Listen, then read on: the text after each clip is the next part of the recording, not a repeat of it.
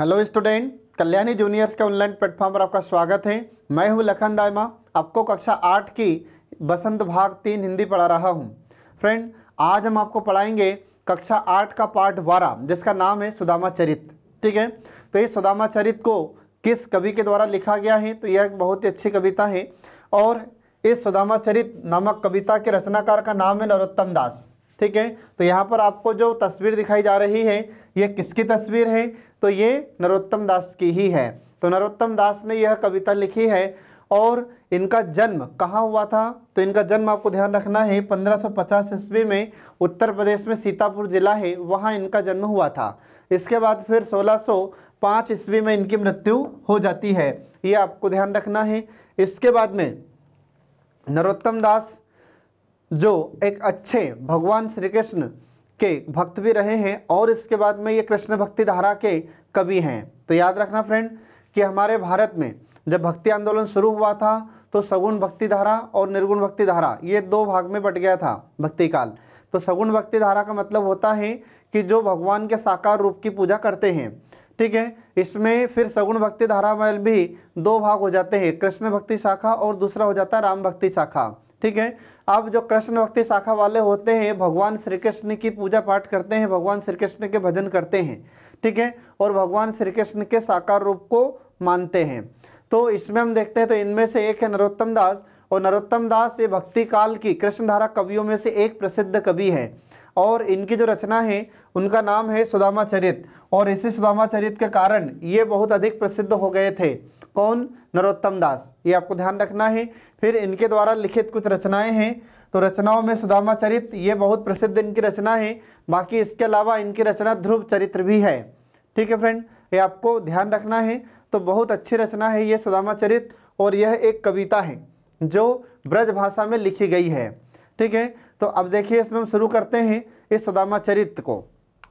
तो सुदामा चरित जो कविता है इसका थोड़ा सा मैं परिचय आपको दे देता हूँ कि इस कविता में किसका वर्णन किया गया है।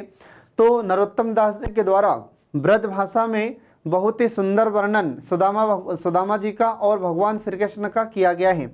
अब इसमें क्या होता है, तो भगवान श्री कृष्ण बहुत ही अमीर होते हैं और इसके बाद में ये राजा रहते हैं। ठीक है, अब जब भगवान श्री कृष्ण के मित्र सुदामा, तो ये बचपन के ही मित्र होते हैं सुदामा जी और भगवान श्री कृष्ण, तो इन दोनों की बहुत गहरी मित्रता होती है और इनकी इसी गहरी मित्रता का वर्णन सुदामा चरित में किया गया है। ठीक है, अब भगवान श्री कृष्ण द्वारका के राजा रहते हैं और फिर इनके जो बाल सखा होते हैं मतलब सुदामा जी, तो सुदामा जी बचपन के ही इनके मित्र भी हैं और गुरु भाई भी हैं। ठीक है, तो गुरु भाई कैसे हुए थे? तो भगवान श्री कृष्ण और सुदामा जी ये दोनों ही संदीपनी के आश्रम में शिक्षा प्राप्त करने के लिए गए थे। तो और यह संदीपनी आश्रम हमारे मध्य प्रदेश के उज्जैन में है, ये आपको ध्यान रखना है। ठीक है, अब ये वहाँ पर शिक्षा प्राप्त करते हैं और दोनों ही एक ही गुरु के शिष्य थे, तो इसलिए ये गुरु भाई भी कहलाए, ध्यान रखना।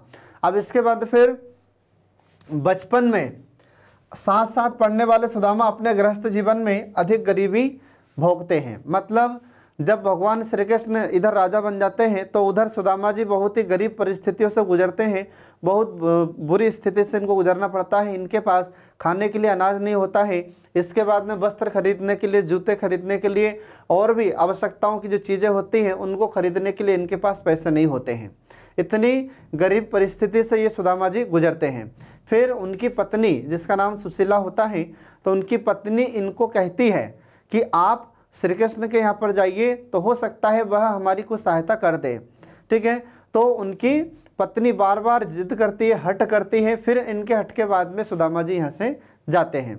ठीक है, अब भगवान श्री कृष्ण कई बार इनकी अप्रत्यक्ष रूप से सहायता करते हैं लेकिन सुदामा जी को इस बात का एहसास नहीं होता और सुदामा जी भगवान श्री कृष्ण की महिमा को समझ भी नहीं पाते हैं। ठीक है, इसके बाद फिर कुछ समय बाद ही सुदामा जी को भगवान श्री कृष्ण की सच्चाई का पता चल जाता है कि भगवान श्री कृष्ण अप्रत्यक्ष रूप से मेरी सहायता करते रहते हैं।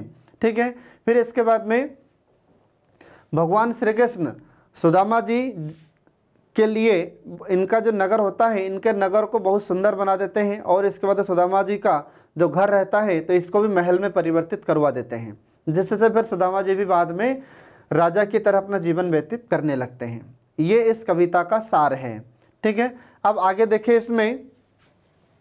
इसमें कुछ पंक्तियां हैं जो आपको ध्यान रखना है। तो देखिए यहाँ पर पंक्तियां हैं कि शीस पगा न झंगा तन में। ठीक है, तो यहाँ पर क्या लिखा गया है कि शीस पगा न झंगा तन में। ये कब की बात है?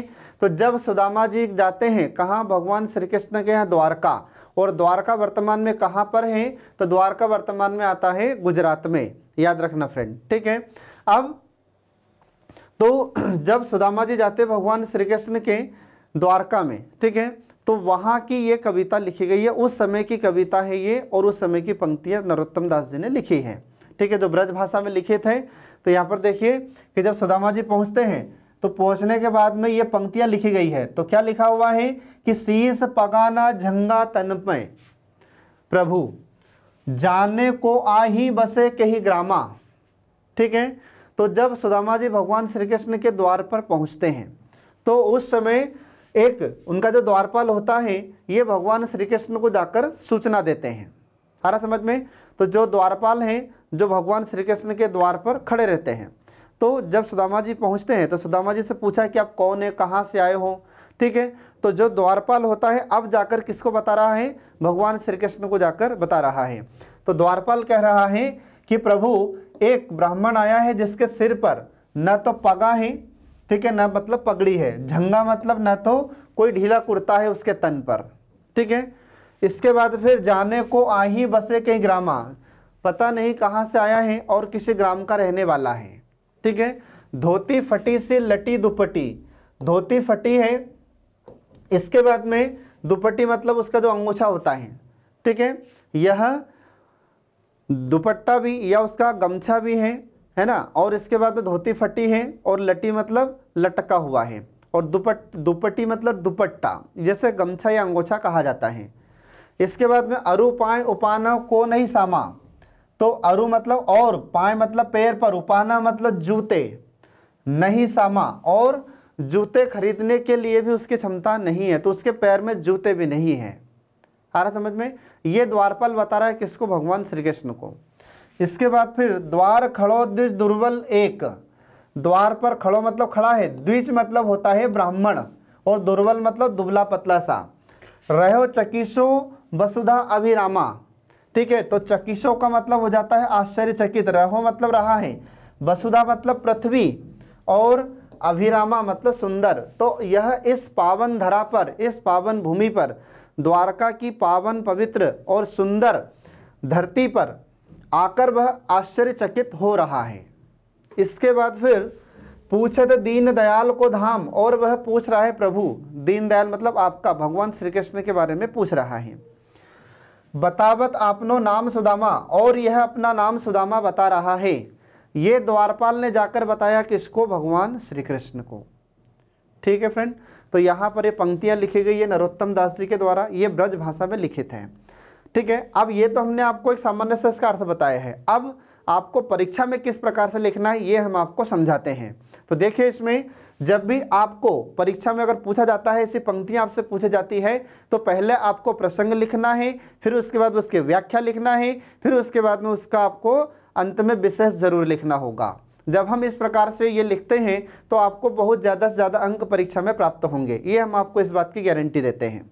ठीक है, अब इसमें देखिए आगे इसका प्रसंग कैसे लिखा जाएगा फ्रेंड। तो इसमें आपको प्रसंग लिखना है कि प्रस्तुत काव्य पंक्तियाँ हमारी पाठ्य पुस्तक भाग 3 बसंत। ठीक है, पाठ्य पुस्तक का नाम क्या है? बसंत। तो ये पंक्तियाँ हमारी पाठ्य पुस्तक बसंत के भाग 3 के सुदामा चरित नामक पाठ से ली गई है।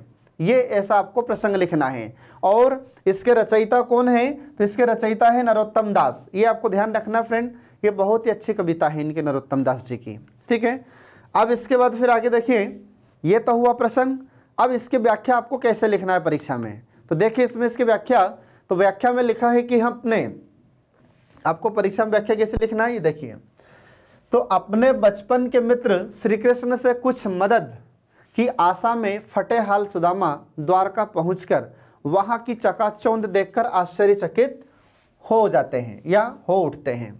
तो भगवान श्री कृष्ण के यहाँ पर जाते हैं सुदामा जी। तो सुदामा जी क्यों जाते हैं? तो सुदामा जी गरीब परिस्थिति से गुजर रहे थे, दरिद्रता के कारण बहुत व्यथित थे ये, ठीक है। तो इन्होंने ये सोचा कि क्यों ना श्री कृष्ण के यहाँ पर जाया जाए। तो ये तो नहीं जाते, परंतु इनकी पत्नी ने इन्हें हट करके यहाँ पर पहुँचाया था। तो जब सुदामा जी यहाँ पर पहुँचते हैं द्वारका, तो भगवान श्री कृष्ण के राजमहल को देखकर आश्चर्यचकित हो जाते हैं ये सुदामा जी, ठीक है। इसके बाद फिर श्री कृष्ण के महल पर उपस्थित द्वारपाल सुदामा की ऐसी दयनीय दशा देखकर उन्हें द्वार पर ही रोक देता है। तो जब सुदामा के तन पर, शरीर पर फटे वस्त्र देखकर भगवान श्री कृष्ण का द्वारपाल इन्हें रोक देता है। आ रहा समझ में।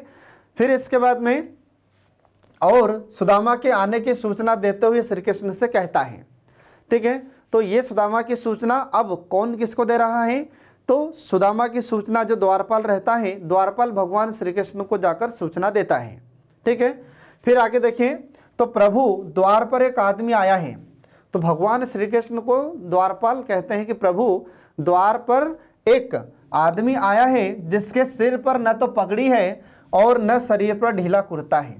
तो द्वारपाल कहता है कि प्रभु हमारे यहाँ पर एक ऐसा व्यक्ति आया है जिसके शरीर पर न तो ढीला कुर्ता है और न सिर पर पगड़ी है, ठीक है। इसके बाद फिर पता नहीं वह किस गांव का रहने वाला है और उसने फटी सी धोती पहनी है। और पता नहीं वह किस गांव का रहने वाला है, कहाँ से आया है, और उसने फटी सी धोती पहनी हुई है और उसके पास फटा सा एक अंगोछा है या गमछा है, ठीक है। ये द्वारपाल कह रहा है किसे? भगवान श्री कृष्ण को बता रहा है, ठीक है। फिर आगे देखिए, इसमें आगे देखिए कि उसमें जूते खरीदने की भी क्षमता नहीं दिखती, ये आपको ध्यान रखना है। तो द्वारपाल कह रहा है कि भगवान कि जो आया है व्यक्ति उसमें जूते खरीदने की क्षमता भी हमें नहीं दिखती, क्योंकि उसके पैर में जूते भी नहीं हैं, ठीक है। इसके बाद फिर दरवाजे पर एक दुर्बल ब्राह्मण इस सुंदर धरती और राजभवन को अत्यंत आश्चर्य से देख रहा है। तो वह जो दुर्बल ब्राह्मण है, दुबला पतला सा ब्राह्मण है, वह द्वारका नगरी में आया है और इस पावन धरती या इस सुंदर धरती को देखकर बहुत आश्चर्यचकित हो रहा है। ये राजमहल को देखकर बहुत आश्चर्यचकित हो रहा है, ठीक है। और वह आपका मतलब भगवान श्री कृष्ण का निवास स्थान पूछते हुए अपना नाम सुदामा बता रहा है, ठीक है। तो वह आपके बारे में पूछ रहा है और अपना नाम सुदामा बता रहा है, ये आपको ध्यान रखना है। तो ये तो फ्रेंड इसकी हुई व्याख्या, ठीक है। अब इसका विशेष कैसे लिखेंगे आप? तो विशेष में आपको लिखना है कि द्वार खड़ो द्विज दुर्बल में अनुप्रास अलंकार है, ठीक है। तो इसमें फिर अनुप्रास अलंकार किसे कहा जाता है? तो मैं आपको पहले भी बता चुका हूं कि अनुप्रास अलंकार का अर्थ होता है कि जब किसी पंक्ति में कोई भी वर्ण बार बार आता है तो उससे हम अनुप्रास अलंकार कहते हैं। तो अब बताइए यहाँ पर कि ये जो पंक्ति है, इस पंक्ति में कौन सा वर्ण बार बार आ रहा है?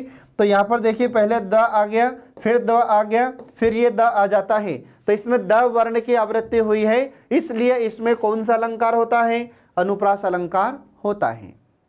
सारा समझ में, ये आपको ध्यान रखना है। अब इसके बाद फिर दूसरा है कि काव्यांश में सवैया छंद है, मतलब ये जो पंक्तियां लिखी गई हैं इसमें कवैया ये सवैया छंद है। अब ये सवैया छंद क्या होता है?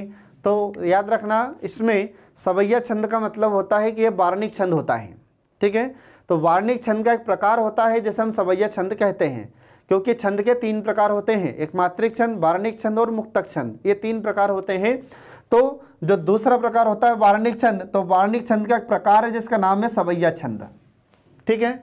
तो यह सवैया छंद में लिखा गया है, या ये जो पंक्तियां हैं ये सवैया छंद में लिखी हुई है, ठीक है। अब इसके बाद में इसमें कौन सी भाषा का प्रयोग किया गया है? तो इसमें ब्रज भाषा का प्रयोग किया गया है, ये आपको ध्यान रखना है, ठीक है। अब इसके बाद फिर आगे देखिए अगली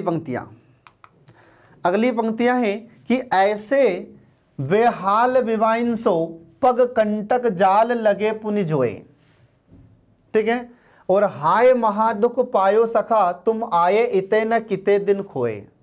अब भगवान श्री कृष्ण के पास जब सुदामा जी पहुंचते हैं, ठीक है, तो जैसे ही द्वारपाल ने सुनाया भगवान श्री कृष्ण को कि कोई सुदामा नामक ब्राह्मण आया है, तो जैसे भगवान श्री कृष्ण ने सुना कि सुदामा मेरे द्वार पर आया है, तो भगवान श्री कृष्ण तुरंत अपने सिंहासन से खड़े हो जाते हैं और सीधे द्वारपाल मतलब जो दरवाज़ा था महल का, उधर भगवान श्री कृष्ण दौड़ पड़ते हैं सुदामा को लेने के लिए। ठीक है, और भगवान श्री कृष्ण सुदामा जी को बहुत ही आदर पूर्वक सम्मान पूर्वक लाते हैं और अपने सिंहासन पर बैठाते हैं, उनके पैर धुलाते हैं।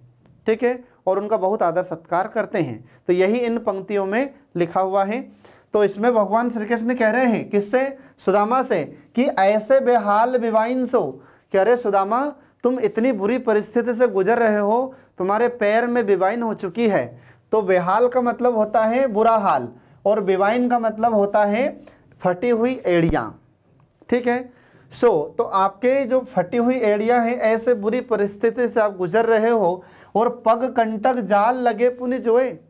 ठीक है, पग मतलब पैर और कंटक मतलब कांटे, और जाल से लगे इतने सारे कांटे तुम्हारे पैर में चुभ गए हैं।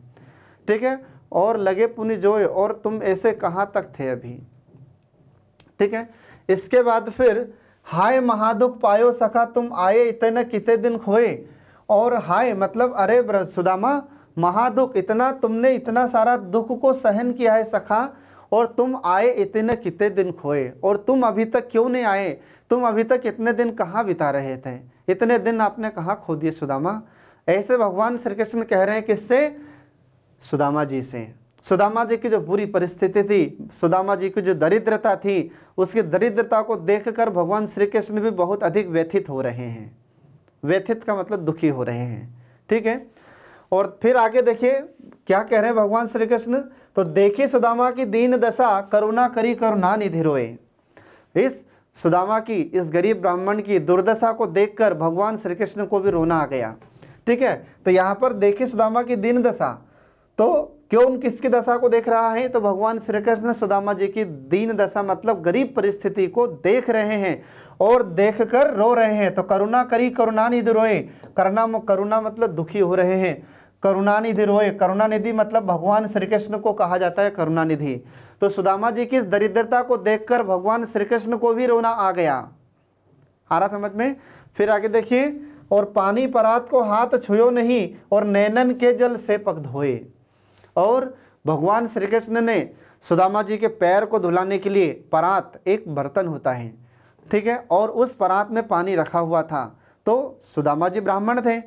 ठीक है, तो ब्राह्मण का आदर सत्कार भगवान श्री कृष्ण ने करना उचित समझा है।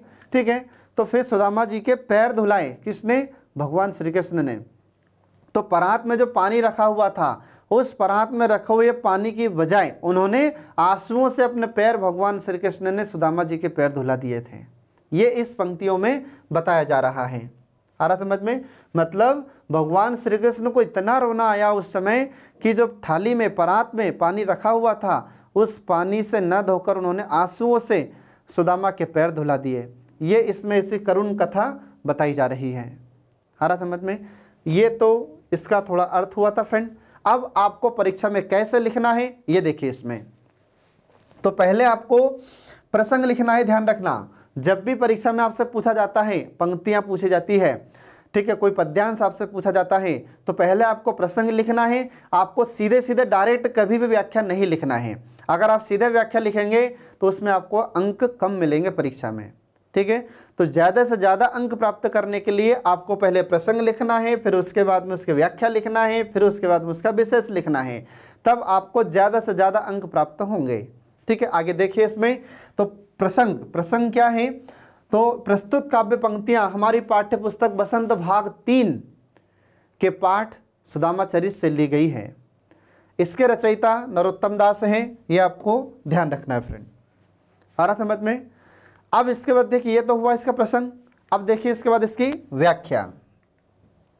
ठीक है, तो व्याख्या देखिए कि भगवान श्री कृष्ण ने सुदामा को अपने सिंहासन पर बैठाया और उनके पैरों को धोने के लिए परात में पानी भर लाए। भगवान श्री कृष्ण ने किसको बिठाया सिंहासन पर? सुदामा जी को। और सुदामा जी के पैर धुलाने के लिए उन्होंने परात में पानी भर लाए। परात का मतलब होता है एक थाली होती है बड़ी सी, है ना, जिसमें पानी भरा जाता है। पानी भर लाए। इसके बाद फिर श्री कृष्ण ने जब सुदामा के पैरों को धोने के लिए हाथ लगाया तो देखा कि पैरों में विवाइयाँ फट रही है। जब भगवान श्री कृष्ण ने सुदामा जी के पैर धुलाने के लिए हाथ लगाया तो देखा भगवान श्री कृष्ण ने कि इनकी एड़ियाँ फट रही है। विवाइयाँ का मतलब होता है जो फटी हुई एड़ियाँ हैं, उसको कहा जाता है विवाहियाँ। ठीक है, इसके बाद फिर जिनसे सुदामा को अत्यंत पीड़ा हो रही है और जो फटी हुई एड़ियाँ थी, भगवान श्री कृष्ण ने देखा कि सुदामा की एड़ी तो बहुत फट चुकी है और इन फटी हुई एड़ियों की वजह से इसको बहुत दर्द हो रहा है सुदामा को। तो ऐसी स्थिति को देखकर आगे देखिए फिर, और पैरों के तलवे में जगह जगह कांटे चुभे हुए, और भगवान श्री कृष्ण ने देखा कि सुदामा के पास पहनने के लिए जूते नहीं हैं, जिसके कारण इसके पैर में जगह जगह कांटे चुभ गए हैं। ठीक है, ऐसा लगता है जैसे पैर में कांटों का जाल सा बिछा हुआ है, और ऐसा लग रहा है जैसे पैर में कांटों के जाल बिछ गए हैं। इतने सारे कांटे उसके पैर में चुभ गए थे सुदामा जी के। फिर इसके बाद देखिए, तो उनकी यह दशा देखकर श्री कृष्ण ने अत्यंत दुखी होकर कहा कि हे मित्र, तुम इधर अब तक कहाँ थे, क्यों नहीं आए? और भगवान श्री कृष्ण ने इनकी बुरी स्थिति को देखकर, ऐसी दरिद्रता को देखकर कहा कि अरे सुदामा, तुम इतने दिन तक कहाँ थे, अब तक क्यों नहीं आए यहाँ पर मेरे पास? ये भगवान श्री कृष्ण कह रहे हैं किसको? सुदामा जी को। ठीक है, अब इसके बाद देखिए आगे और, तो भगवान श्री कृष्ण ने कहा कि अब तक कहाँ दुख भोगते रहे आप सुदामा, क्यों नहीं आए? ये कहाँ तुम दुख भोग रहे थे इतने दिनों तक? ठीक है, और सुदामा की ऐसी कष्टदायी दशा को देखकर करुणानिधि मतलब भगवान श्री कृष्ण द्रवित होकर रो उठे। ऐसी बुरी स्थिति को देखकर भगवान श्री कृष्ण भी रोने लगते हैं। ठीक है, इसके बाद फिर आगे देखिए कि श्री कृष्ण के रोने से उनकी आंखों से इतने आंसू गिरे कि सुदामा के पैरों को धोने के लिए उन्होंने परात के जो पानी था उससे भी हाथ नहीं लगाना पड़ा, इतना आंसू उनकी आंखों से गिर रहा था। ठीक है, जो परात थी एक थाली जैसा बर्तन होता है, ठीक है, उसमें पानी भरा हुआ था, तो उस पानी की बजाय भगवान श्री कृष्ण के आंखों से इतने आंसू गिर रहे थे कि आंसू से उन्होंने पैर धुलाना शुरू कर दिया। इसके बाद इसका मतलब क्या हुआ? इसका अर्थ हो जाता है कि भगवान श्री कृष्ण ने अपनी आंखों से गिरते हुए आंसुओं से अपने मित्र सुदामा के पैरों को धोया। इतने आंसू भगवान श्री कृष्ण को आए थे उस समय में। ठीक है, तो इसको कहते हैं बच्चों सच्ची मित्रता। ठीक है, तो इस कहानी का अंत में हम आपको बताएंगे कि इसका सार क्या होता है, और उसके बाद में हम आपको ये भी बताएंगे कि मित्रता कैसी होनी चाहिए। ठीक है, तो जैसे ही यह कविता समाप्त होगी, पाठ समाप्त होगा, तो उसके बाद हम आपको बताएंगे। ठीक है, अब आगे देखिए इसमें विशेष। अब इसका विशेष क्या होगा? तो विशेष यहाँ पर आपको ध्यान रखना है कि बेहाल विवाइन देखी सुदामा की दीन दशा, करुणा करी करनानुधि रोए, तथा पानी परात में, इनमें अनुप्रास अलंकार है इस पंक्ति में। तो इसमें अनुप्रास अलंकार क्यों है फ्रेंड? क्योंकि देखो बेहाल और बेवाइन ये यहाँ पर ब दो बार आ गया है वर्ण। फिर इसके बाद में देखी सुदामा की दीन दशा, तो यहाँ पर ये दा आ गया, फिर ये दा आ जाता है, फिर ये दा आ जाता है, तो यहाँ पर द वर्ण की आवृत्ति हो रही है, इसलिए इसमें कौन सा अलंकार है? अनुप्रास अलंकार है। फिर इसके बाद में करुणा करी करुणानिधि रोए, तो क, फिर ये क, फिर ये क, फिर ये यहाँ पर क आ जाता है, तो यहाँ पर भी क वर्ण की आवृत्ति बार बार हो रही है। तो इसलिए इसमें कौन सा अलंकार है? तो इसमें है अनुप्रास अलंकार, ये आपको ध्यान रखना है। फिर इसके बाद में अगला है कि पग कंटक जाल लगे पुनि जोए, तथा पानी परात को धोए में अतिशयोक्ति अलंकार है। आ रहा समझ में? तो इसमें अतिशयोक्ति अलंकार कैसे है? तो नरोत्तम दास जी ने जो पंक्ति लिखी है उसमें यह बताया गया कि भगवान श्री कृष्ण के आंखों से इतना आंसू आ रहे थे कि उन्होंने परात में जो पानी भरा हुआ था उसकी बजाय उन्होंने आँख के आंसू से पैर धुला दिए। तो यहाँ पर अतिशयोक्ति अलंकार है, मतलब बातों को बढ़ा चढ़ाकर बताया जाता है। अतिशयोक्ति अलंकार का मतलब होता है कि जब किसी कथन को अधिक बढ़ा चढ़ाकर व्यक्त किया जाता है तो उसे हम अतिशयोक्ति अलंकार कहते हैं, ये आपको ध्यान रखना है।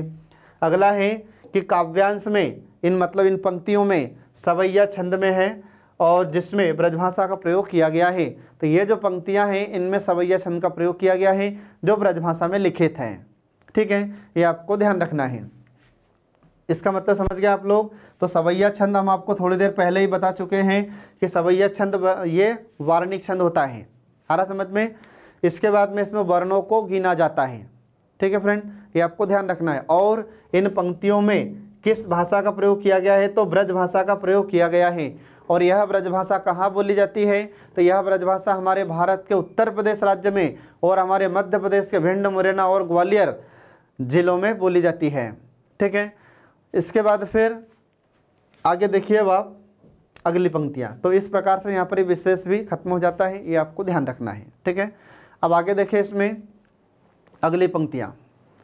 अगली पंक्तियाँ हैं कि कछु भाभी हमको दियो, तो भाभी ने कुछ हमारे लिए दिया है। ये भगवान श्री कृष्ण कह रहे हैं, किससे? सुदामा से। ठीक है, तो भगवान श्री कृष्ण कह रहे हैं कि सुदामा कुछ भाभी, कछु भाभी हमको दियो, कछु मतलब होता कुछ। ठीक है, सो तुम काहे न देत, और तुम मुझे क्यों नहीं देते हो, है ना। फिर इसके बाद में चापी पोटरी कांख में, चापी मतलब चीपना और पोटरी मतलब पोटली कांख में। तो भगवान श्री कृष्ण कह रहे हैं कि सुदामा क्या भाभी ने मेरे लिए कुछ दिया है और तुम मुझे काहे नहीं दे रहे हो, काहे मतलब क्यों नहीं दे रहे हो। ठीक है, और चापी पोटरी कांख में, और आपने जो कांख में पोटरी मतलब पोटली चीप रखी है, रहे कहो के ही हेतु, और इसलिए तुम मुझे नहीं दे रहे हो। क्यों नहीं दे रहे हो तुम मुझे, जब भाभी ने मुझे देने के लिए कुछ दिया है और तुम उसे कांख में चीप कर रखे हुए हैं, तो आप मुझे क्यों नहीं दे रहे हो।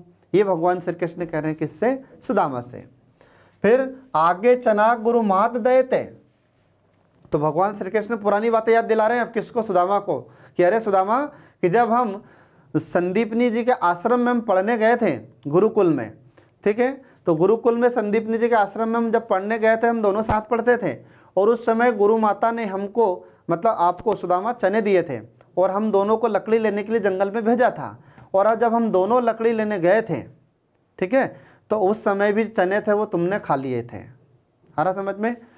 तो आगे देखिए यहाँ पर, लए तुम चाबी हमें नहीं दीने, ठीक है, और तुमने चने अकेले नहीं खा गए। तो ये उस समय की बात है कि जब भगवान श्री कृष्ण और सुदामा जी संदीपनी के आश्रम में रहते थे, और संदीपनी जी ने इनको लकड़ी लेने के लिए जंगल में भेजा था। तो ये लकड़ी लेने जाते हैं, और भगवान श्री कृष्ण और सुदामा जी ये दोनों जाते हैं। अब भगवान श्री कृष्ण लकड़ी तोड़ने के लिए पेड़ पर चढ़ जाते हैं, और सुदामा जी नीचे खड़े रहते हैं। ठीक है, अब अचानक हवाएं तेज चलने लगती हैं, मौसम ख़राब हो जाता है। ठीक है, तो फिर पानी भी गिरने लगता है। अब उस समय फिर सुदामा जी चने खाने लगते हैं। तो भगवान श्री कृष्ण ने कहा कि सुदामा तुम क्या खा रहे हो। तो सुदामा जी कहते हैं कि ये जो हवा चल रही है, पानी गिर रहा है, इसके वजह से मेरे दांत किटकिटा रहे हैं। ठीक है, तो फिर भगवान श्री कृष्ण ने कहा कि सुदामा तुमने झूठ बोलने की आदत बंद नहीं की है ना। तो भगवान श्री कृष्ण कह रहे हैं कि आगे चना गुरु मात दए थे, गुरु माता ने भी जो चने दिए थे वो तुमने अकेले नहीं खा गए थे, मुझे नहीं दिए थे, है ना। फिर इसके बाद में श्याम कहो मुस्काए सुदामा सो, चोरी की बान में हो जो प्रवीणे। तो भगवान श्री कृष्ण मुस्कुराकर कह रहे हैं किससे? सुदामा से, कि चोरी की बान में हो जो प्रवीणे। और सुदामा तुम तो चोरी करने में पहले से ही प्रवीण हो, हरा समझ, पहले से तुम एक्सपर्ट हो चोरी करने में। तो ये भगवान श्री कृष्ण कह रहे हैं किससे? सुदामा जी से। पोटरी कांख में चापी रहो तुम, और तुमने जो पोटरी अपने कांख में चीफ रखी है, खोलत नाही सुधा रस भीने, खोलत मतलब खोलना, और नाही मतलब नहीं, सुधा मतलब अमृत, रस भीने रस से भीने हुए हैं। ठीक है, फिर आगे है कि पाछली बानी अजो न तजो तुम, पाछली मतलब पिछली, ठीक है, और तेसे भाभी के तंदुल कीने, तंदुल का मतलब होता है चावल, और तेसे मतलब जैसे। तो भाभी ने मेरे लिए जो चावल दिए हैं, उन चावलों को तुम अपनी कांख में क्यों छिपा रहे हो, क्यों चीप रहे हो। और जो चावल हैं वो भाभी ने जो चावल दिए वो अमृत रस में भीने हुए हैं, और यह चावल आप मुझे क्यों नहीं दे रहे हो, क्यों इन्हें छुपा रहे हो, क्या तुम्हारी ये चोरी करने की आदत अभी गई नहीं है। ये भगवान श्री कृष्ण कह रहे हैं किससे? सुदामा जी से। ठीक है फ्रेंड, अब आपको परीक्षा में कैसे लिखना है ये हम आपको बताते हैं। तो देखिए इसको आप, इसका प्रसंग। तो मैं आपको फिर से आपको बता रहा हूँ कि जब भी आपको पंक्तियों का अर्थ लिखना हो तो आप डायरेक्ट व्याख्या न लिखें, पहले उसका प्रसंग लिखें, फिर उसकी व्याख्या लिखें, फिर उसका विशेष लिखें। ठीक है, तो यहाँ पर देखिए इसका प्रसंग। तो प्रसंग तो इसका वही है कि प्रस्तुत काव्य पंक्तियाँ हमारी बसंत पाठ्यपुस्तक बसंत भाग 3 के पाठ सुदामा चरित नामक पाठ से ली गई है, और इनके रचयिता नरोत्तम दास हैं, ये आपको ध्यान रखना है। ठीक है, ये आपको ऐसा प्रसंग लिखना है। अब इसके बाद इसके व्याख्या, तो इसके व्याख्या लिखना है कि सुदामा की पत्नी ने जो चावल श्री कृष्ण को देने के लिए दिए थे, ठीक है, तो जब सुदामा जी जा रहे थे तो भगवान श्री कृष्ण के यहाँ पर जाते हैं सुदामा जी, तो सुदामा तो नहीं जाना चाहते थे, लेकिन इनकी जो पत्नी थी, इनकी पत्नी ने इनसे कहा, इनसे हट करके कहा कि आप श्री कृष्ण के यहाँ पर जाइए तो एक बार, ठीक है। तो जब भगवान श्री कृष्ण के यहाँ पर सुदामा जी आते हैं तो इनके पास लाने के लिए कुछ भी नहीं था, तो इनकी पत्नी ने जो चावल दिए थे इनको, वह भी पड़ोसी से मांग कर लाई थी, ठीक है। और वे चावल सुदामा जी लाते हैं साथ में, किसको? भगवान श्री कृष्ण को देने के लिए। लेकिन शर्म के मारे सुदामा नहीं दे पा रहे थे, क्योंकि इतना बड़ा राजमहल था, इतने बड़े राजमहल में उनको चावल कैसे देते वो, ये उनको शर्म आ रही थी सुदामा जी को, इसलिए वो नहीं दे पा रहे थे। तो आगे देखिए, इसमें सुदामा द्वारकाधीश श्री कृष्ण को संकोच के कारण नहीं दे पा रहे थे, ये आपको ध्यान रखना है। और उनका यह संकोच देख श्री कृष्ण ने सुदामा को कहा कि चलते समय भाभी ने हमारे लिए कुछ दिया था, आ रहा समझ में? तो सुदामा जी संकोच कर रहे हैं कि यार मैं ये चावल की पोटली ने कैसे दूँ, वो भी सूखे चावल हैं, कैसे दूँ इनको मैं। और भगवान श्री कृष्ण तो समझ जाते हैं, वो तो अंतर्यामी थे। तो भगवान श्री कृष्ण सुदामा जी से कहते हैं कि जब आप चले थे तो भाभी ने मेरे लिए कुछ दिया था, ठीक है। इसके बाद उसे तुम मुझे क्यों नहीं दे रहे हो? और भगवान श्री कृष्ण कहते हैं कि भाभी ने जब मेरे लिए कुछ दिया था तो तुम मुझे क्यों नहीं दे रहे हो, ठीक है। इसके बाद में यह जो पोटली तुम अपनी कांख के नीचे छिपा रहे हो, ठीक है, जो आप पोटली अपनी कांख में छिपा रहे हो, किसके लिए और क्यों छिपाए जा रहे हो? क्या यह भी नहीं देना चाहते हो? ठीक है। तो जब ये पोटली को अपनी कांख में छिपाते हैं सुदामा जी, तो भगवान श्री कृष्ण कहते हैं कि आप मुझे दे क्यों नहीं रहे हो और क्यों छुपा रहे हो आप? हारा समझ में? ये आपको ध्यान रखना है फ्रेंड। अब इसके बाद देखिए आगे और इसकी व्याख्या है। तो श्री कृष्ण अपने बचपन के दिनों की बात सुदामा को याद दिलाते हैं। तो भगवान श्री कृष्ण कहता है कि सुदामा अपने बचपन के समय याद करो, ठीक है। और क्या याद दिलाते हैं कि बहुत पहले आश्रम में गुरु माता ने जब हमें दोनों के लिए चने दिए थे, तब भी तुमने अकेले चबा लिए थे, अकेले उन चने को खा गए थे, ठीक है। तो भगवान श्री कृष्ण कह रहे हैं इससे सुदामा जी से कि सुदामा, जब हम बचपन में थे और बचपन में शिक्षा प्राप्त करने के लिए गए थे, तो गुरु माता ने जब चने दिए थे वो चने भी तुमने अकेले नहीं खा गए थे, ठीक है।